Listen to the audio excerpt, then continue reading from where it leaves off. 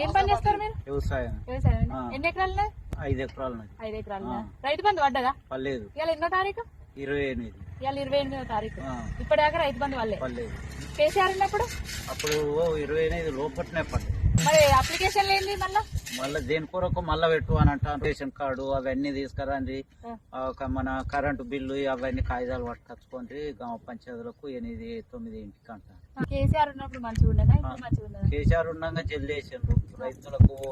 Current అయిన ఏదైనా ఇప్పుడు కరెంట్ తాపుకోసారి ఆగుడు అది అవుతుంది, అది మంచిగా దరఖాస్తులు. ఇది మంచిదేనా మరి? 230 అంతేనా?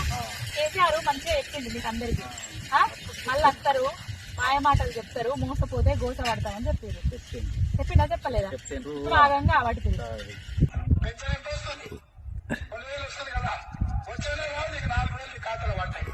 అంటే 4,000 తెచ్చుకున్నావా? 2 లక్షలు రుణమాఫీ అయిందా? కాలేదు. ఇంకా ఇవ్వలేదు, అది కానలేదు, అది ఇవ్వలేదు. చూడు ఇంకా ఎన్ని ముచ్చట్లు చెప్పిండు.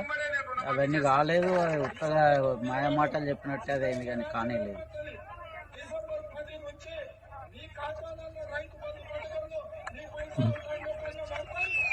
పడ్డాయా? డిసెంబర్ 9వ తారీఖు అయిపోయింది. రైతు బంధు పైసలు పడ్డాయా? 15,000 ఇస్తా అనే కదా.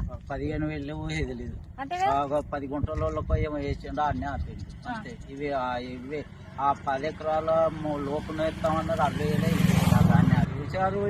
ఇప్పుడు బాధపడతారు రైతులైతే. ఇచ్చుడు మళ్ళా లైన్లలో నిలబడు ఇదంతా కొత్తగా అయితే కొత్తగా బాధపడతారు రైతులు. మళ్ళీ ఏమనుకోడు అది ఇదని అనుకుంటారా? మళ్ళీ కేసీఆర్ రావాలనుకుంటారా? దేవుని పుణ్యాన అత్తే నయంగా. రైతులైతే కేసీఆర్ పనులు చేయించిన మర్చిపోరు. బాధపడతారా? కొంతమంది బాధపడతారు. కేసీఆర్ వచ్చినాకనే భూముల ధర పెరిగింది, రేటు పెరిగింది. కేసీఆర్ గవి కట్టిండు గివి కట్టిండు అని తిడతారు కదా. తిట్టుడు అప్పు అంటే ఇప్పుడు వీళ్ళు చేయరా అప్పు? ఎవరైనా అప్పు లేని రైతుకైనా ఎవరికైనా అప్పు ఉంటుంది అంతే కదా. పంట విన తీర్పుకుంటారు. వాళ్ళు గట్టనే ఇంత అప్పు తెచ్చి మంచి పనులు చేయించు. రైతులైతే పాపం ఇట్లా వాయ అది ఇదని ఈడ ఒక్కరే వచ్చి అది ఇదని బాగా